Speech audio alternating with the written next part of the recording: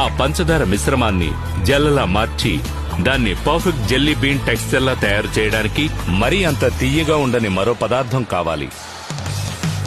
అదే corn starch. Corn starch అనేది థిక్నర్. దాన్ని పంచదార మిశ్రమంలో కొంత కలుపుతారు. మనం జెల్లీ బీన్ లో ఆశించే జెల్ దీని ద్వారానే తయారవుతుంది. కానీ కార్న్ స్టార్చ్ సూపర్ అబ్జార్బెంట్ కూడా. కాబట్టి కొన్ని వందల కిలోలని ట్రేల కొద్దీ వేసి జెల్లీ బీన్ షేప్ లో ఉండే మోల్డ్స్ లో ఉంచి ప్రెస్ చేస్తారు. ఇది జెల్లీ బీన్స్ కి షేప్ ను అందించడమే కాకుండా మిశ్రమంలోని తేమని పీల్చేస్తుంది. దాంతో మధ్య భాగం జెల్లా తయారవుతుంది. మోల్డ్స్ ని ప్రెస్ చేయడానికి మోగల్ అనే పెద్ద యంత్రంతో డొల్లలా ఉండే ట్రేలో దాదాపు అంగుళం దూరానికి కార్న్ స్టార్చ్ పోస్తారు. తర్వాత పవర్ ని లెవెల్ చేస్తారు. ఆ తర్వాతే డై సాయంతో జెల్లీ బీన్ షేప్స్ ని పౌడర్ లోకి ప్రెస్ చేస్తారు.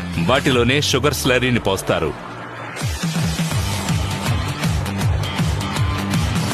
ఈ చిన్న చిన్న మోల్డ్స్ ని చాలా టైట్ గా ప్యాక్ చేస్తారు.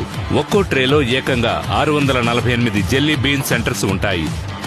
అంటే వీటితో గంటకి 23 కిలోల జెల్లీ బీన్ సెంటర్స్ ని తయారు చేస్తారు. మోల్డ్స్ రెడీ అయ్యాక వేడి జెల్లీ క్యాండ్ ని హాపర్లోంచి డిపాజిటర్ మెషిన్ పైభాగంలో ఉండే జల్లెడు గుండా పోస్తారు. ఇది చిన్న